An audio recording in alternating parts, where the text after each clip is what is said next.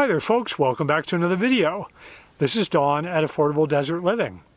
And today's video is going to be all about how I put up my gable ends of my big home.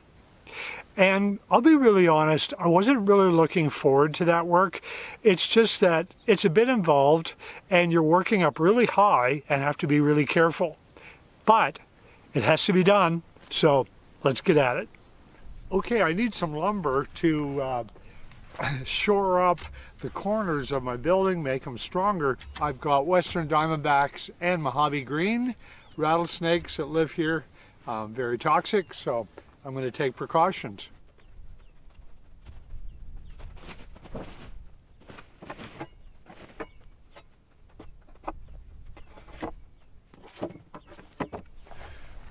No creatures underneath there. Now, as you can see, folks, there's no place for drywall here at the corner. The drywall can fit against this stud here. When it comes over, there's just no place for it to go. So I need an edge on here for drywall to go. And also, I need to make this corner a lot sturdier. Okay.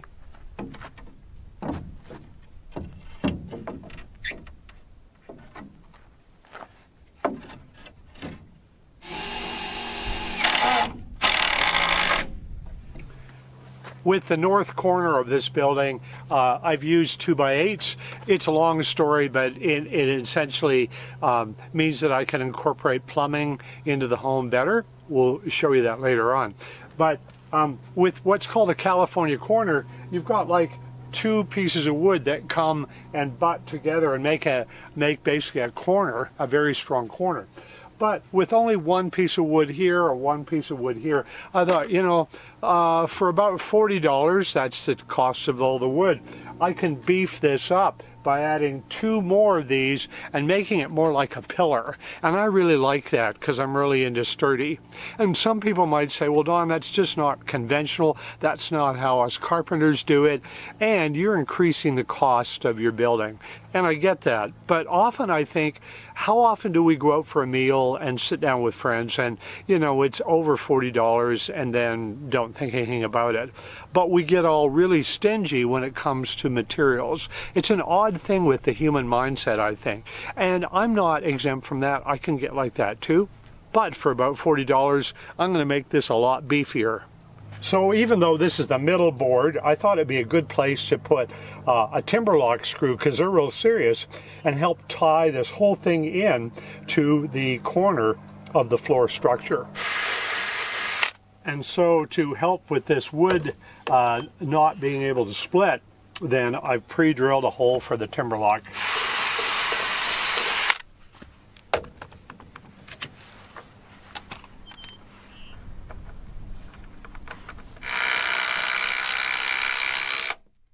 So we got no splitting, and that big old timber lock has locked that in place really nicely.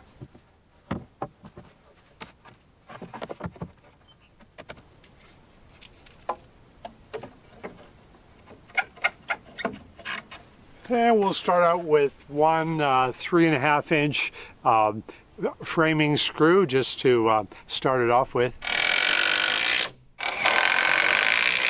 So I'm putting those screws in about every 12 inches and zigzagging them to make things nice and sturdy. We're going to do a big old timber lock just to lash everything together at the top. Okay, so I had a couple of 2x6x16s left over, so I'm going to make a good home for them up there on the gable ends, making that wall sturdier, because there's going to be extra pressure on that wall with a 12-inch eave that's just going to be hanging out there in kind of into outer space.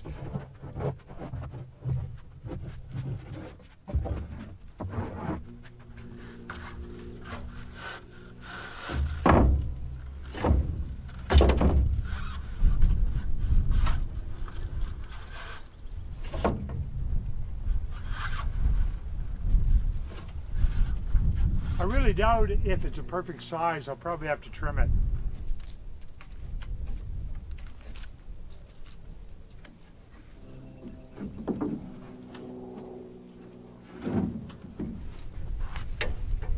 Okay, we'll trim a little bit off and then we'll be good.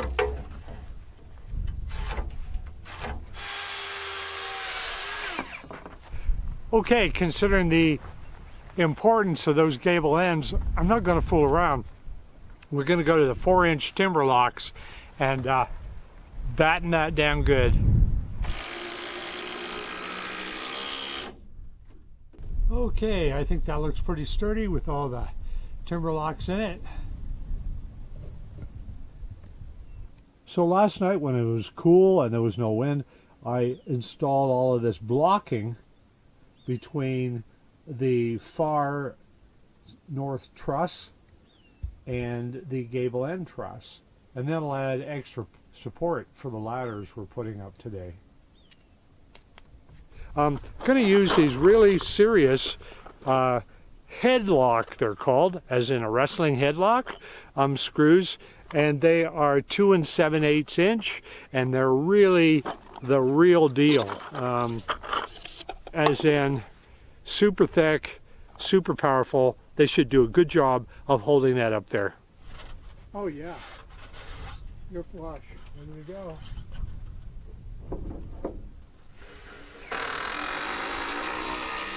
Oh, I love the way that lifted when that did that.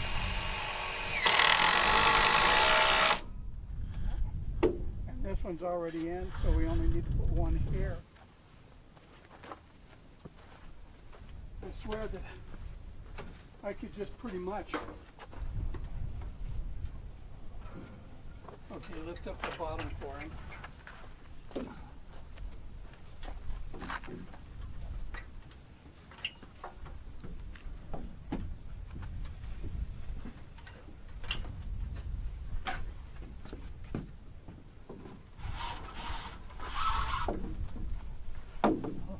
All right, Jerry, be careful.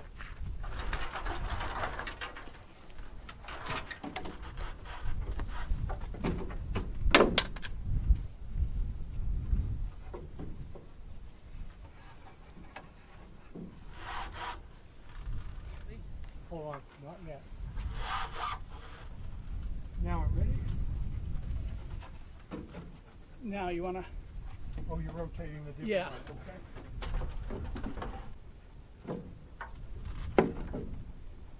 It's catching. It shouldn't. Okay, I gotta let this side down. Go east. Now we're good. We're in trouble. Oh, you're good? Yeah. The anchors clamp. Not even. You got yours?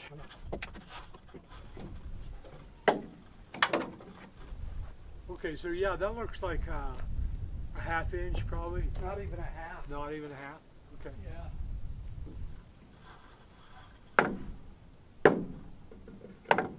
That had to do it. There's got to be a gap there. There's a gap now, Yeah. of about ½ inch probably. Oh, now you're snug again. Okay, that's got to be right.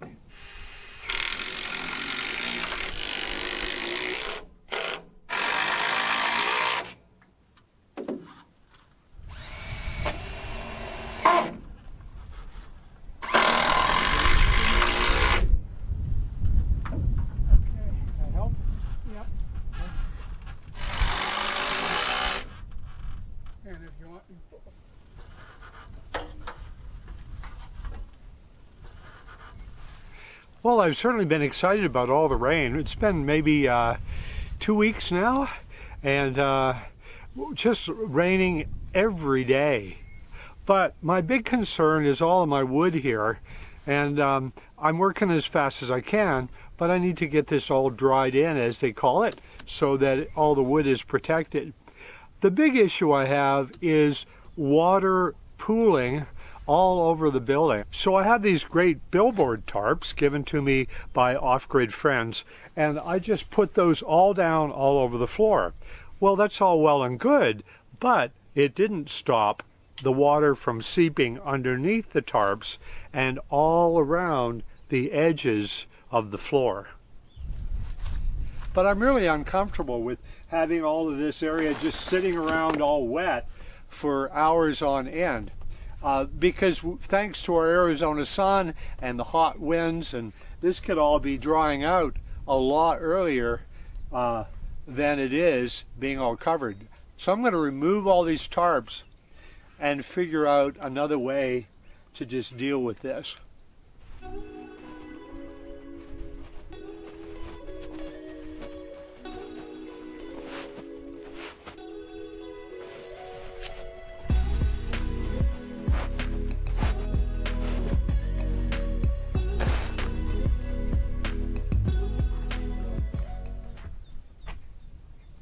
Definitely not ideal. Water dripping out of the bottom of the insulation.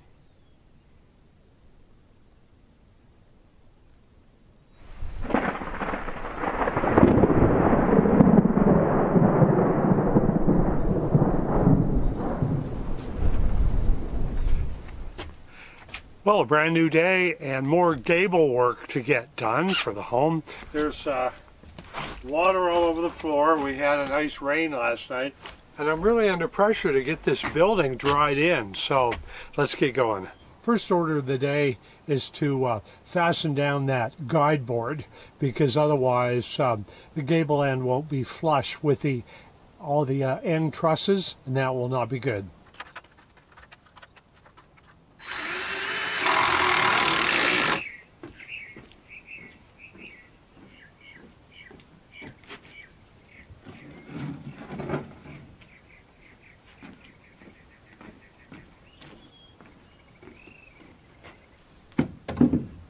So big shout out to engineer Ed, my friend who designed these gable end ladders, and so appreciate those. I went to Ed's home and his workshop, and we put them together, but they were his design, so very, very helpful.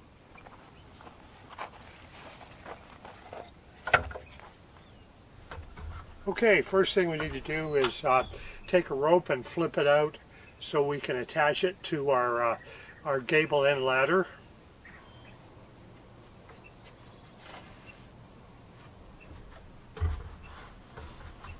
So for this job we're going to use 2 rope lines actually.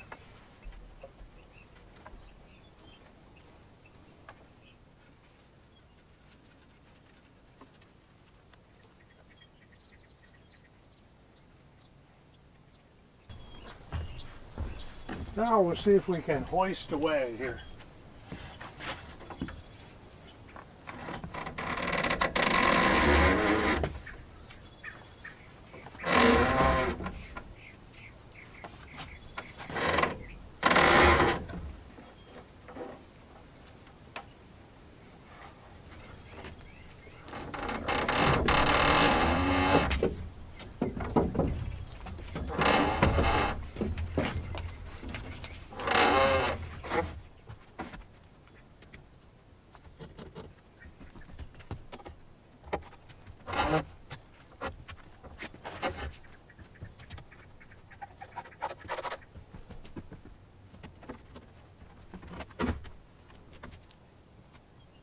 So we tied our ladder off rather than using just the quick clamps.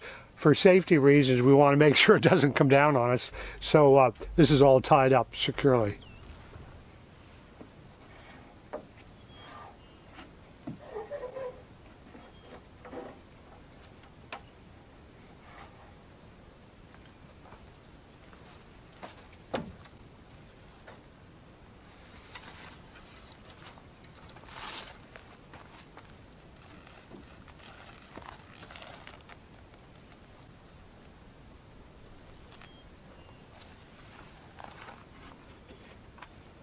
Okay, looking good. So now what we got to do is go inside or top side and then clamp those up in place and then secure them. These should hold things in place really well. Let's do it.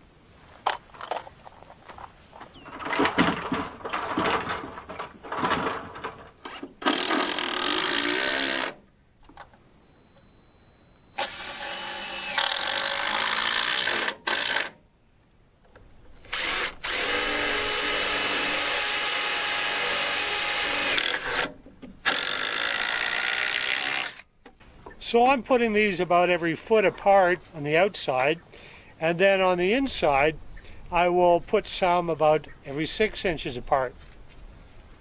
Glad I'm not a real big dude for this kind of work.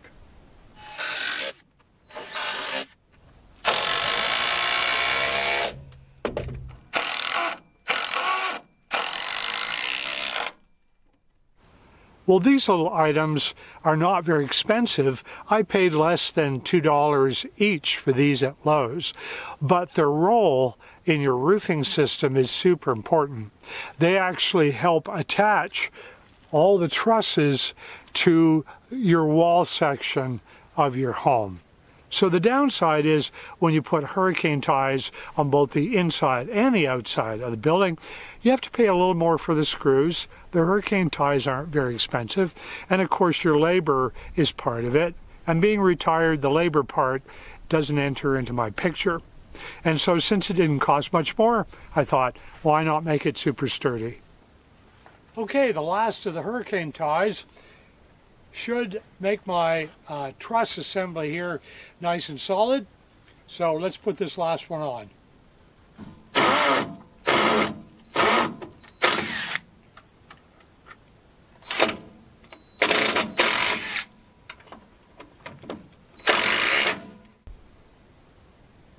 So I ended up attaching them to all of the inside walls as well.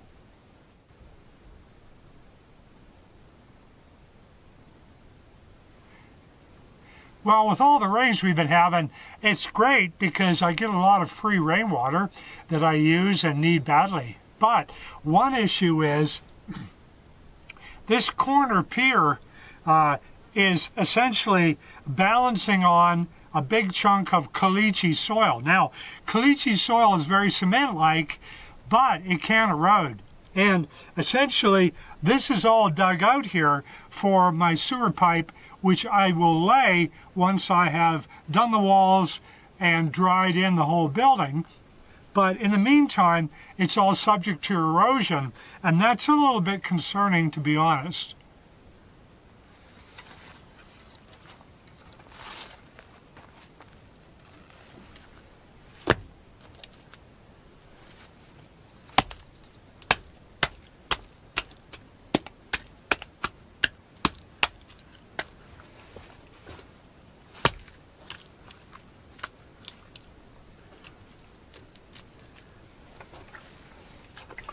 Now we'll just smooth it up, and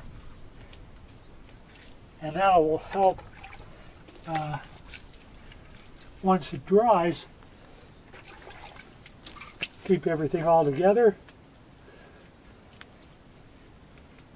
Wasn't there a saying that says I put my blood, sweat, and tears into this project? No, that's not quite true. I put my mud, sweat, and tears into this project. So thank you ever so much, folks, for watching all these videos. It means a lot to me. And also, thank you so much for your support through my Amazon wish list. Speaking of, Kevin and Teresa kindly sent me this $200 Visa gift card, and I know exactly what I'm doing with it.